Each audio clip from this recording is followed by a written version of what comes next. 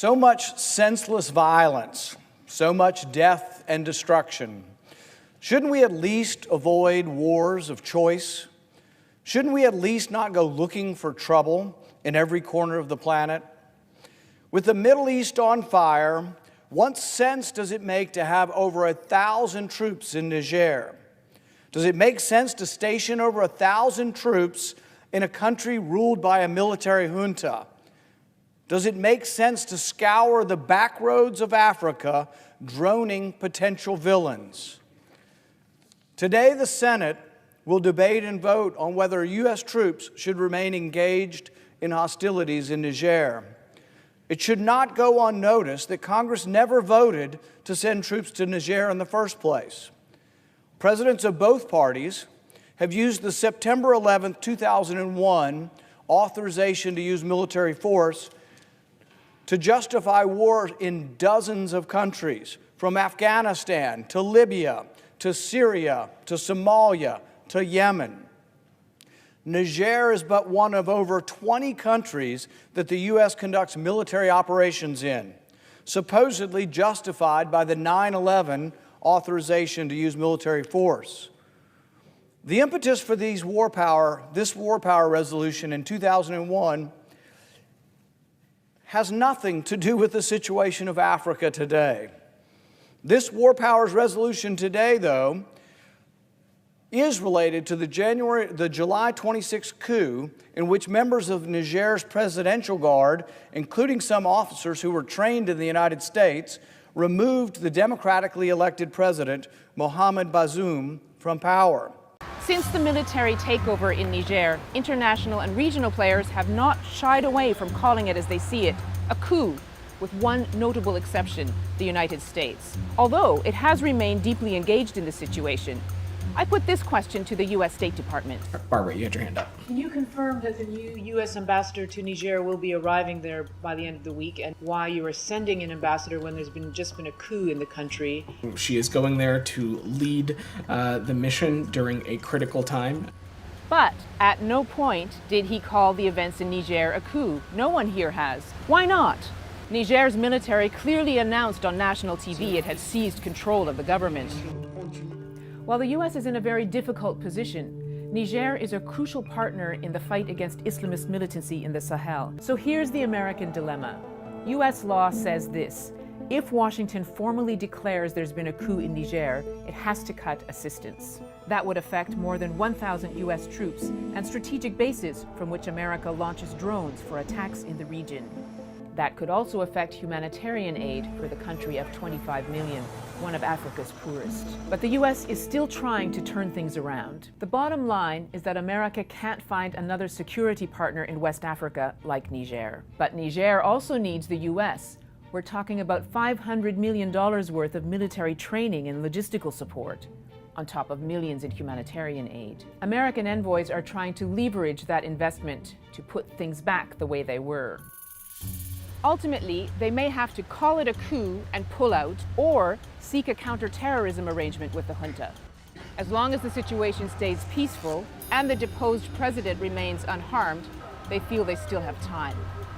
But any changes could force their hand, and right now it doesn't look as if things are going their way. Now, the surrounding states around Niger are unhappy with this. The Economic Community of West African States is an organization of 15 countries.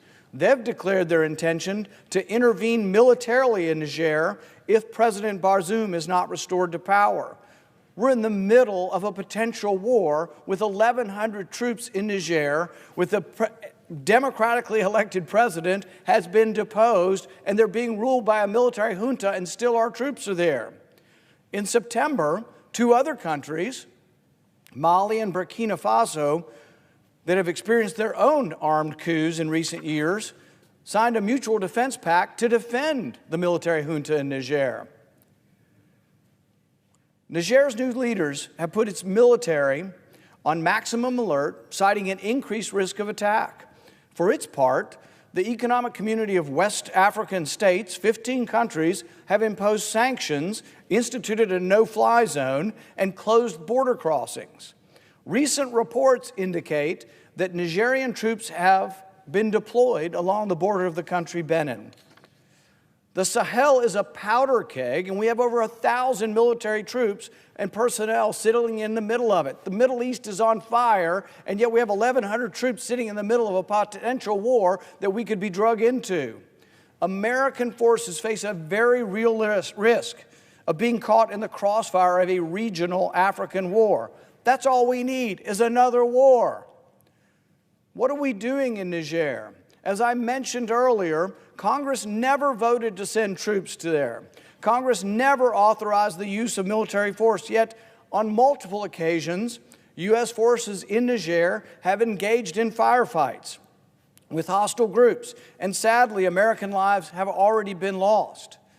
My colleagues may recall that on October 4th, 2017, 4 U.S. soldiers, Sergeant First Class Jeremiah Johnson, Staff Sergeant Brian Black, Staff Sergeant Dustin Wright, and Sergeant LaDavid Johnson were ambushed and killed while on a mission near the village of Tongo Tongo. The attack came at the end of a U.S. military operation few in this country knew about, under intense scrutiny after it ended in tragedy, now shrouded in controversy.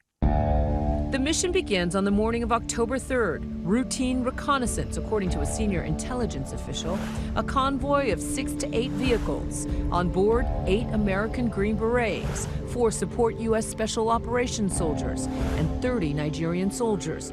They complete the mission, but a new order comes through with a dramatic change of plans. The team is now ordered to kill or capture one of the top ISIS targets in Niger, codename Naylor Road.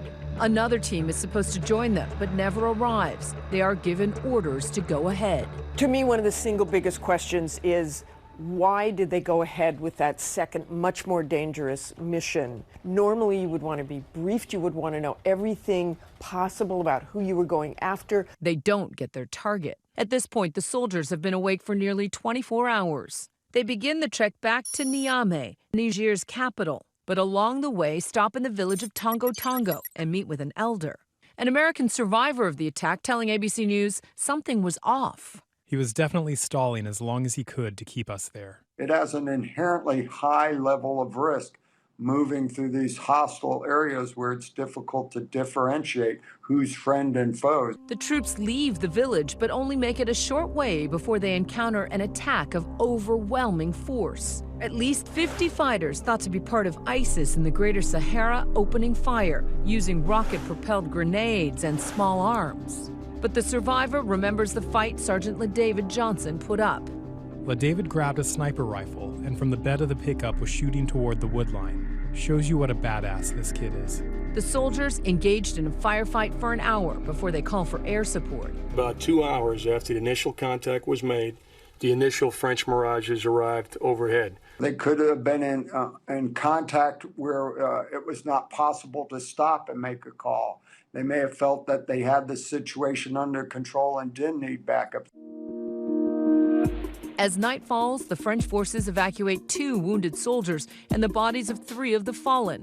But 25-year-old Sergeant LaDavid Johnson is still missing. And why did it take time to find and recover Sergeant Johnson? Again, these are all fair questions that the investigation is designed to identify. Also killed in that ambush, 29-year-old Staff Sergeant Dustin Wright, who was planning a future with his girlfriend in Philadelphia. 35-year-old Staff Sergeant Brian Black, who spoke Arabic and French, but also learned a local dialect to communicate with residents. And 39-year-old Jeremiah Johnson, a father of 2 teenage daughters and a recipient of a dozen military commendations over his decade in the Army. It can be very dangerous to advise and assist. ABC's Martha Raddatz says there are 800 American troops in Niger. Of them, less than 100 are there as advisors to local military. You can be with them on the front lines, which was clearly the case in Niger. You can stay back behind the front lines, and that's what happened for a while in Iraq.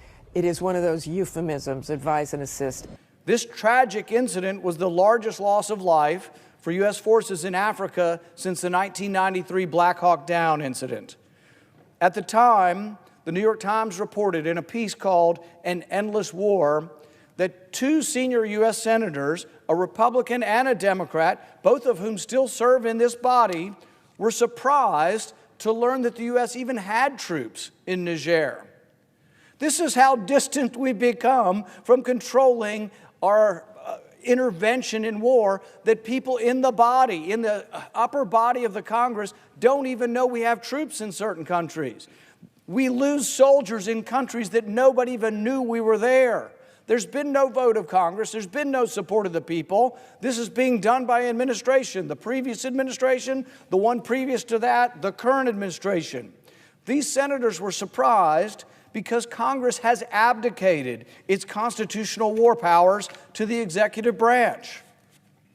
These senators were surprised because this institute is content to allow the president to sidestep the Constitution and unilaterally deploy U.S. forces anywhere in the world, anytime, for any reason, by citing a virtually limitless interpretation of the 9/11 AUMF. The country of Niger, the junta, the coup, the discord in Niger has nothing to do with the attack on 9/11/2001.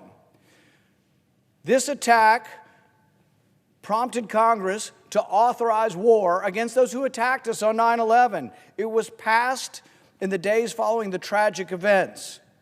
The AUMF was narrowly tailored to bring justice to those responsible for attacking us on 9/11. But an ever-aggrandizing executive deliberately misinterprets. Both Republican executives and Democrat executives deliberately misinterpret this AUMF as a limitless document to empower the president to go to war everywhere, all the time, forever. Administrations of both parties cite this 2001 authorization for force to continue U.S. military operations up against various groups in 20 different countries. The majority of these countries, I would say all of these countries, had absolutely nothing to do with 9/11. Many of the groups we're targeting have no connection to 9/11. Many of them didn't exist in 2001, and many of their members weren't even born in 2001. Using an AUMF from 22 years ago, an authorization to get the people who attacked us on 9/11 to justify a war in Niger is a ridiculous notion and should be rejected out of hand. That's about as Washington, D.C. as it gets.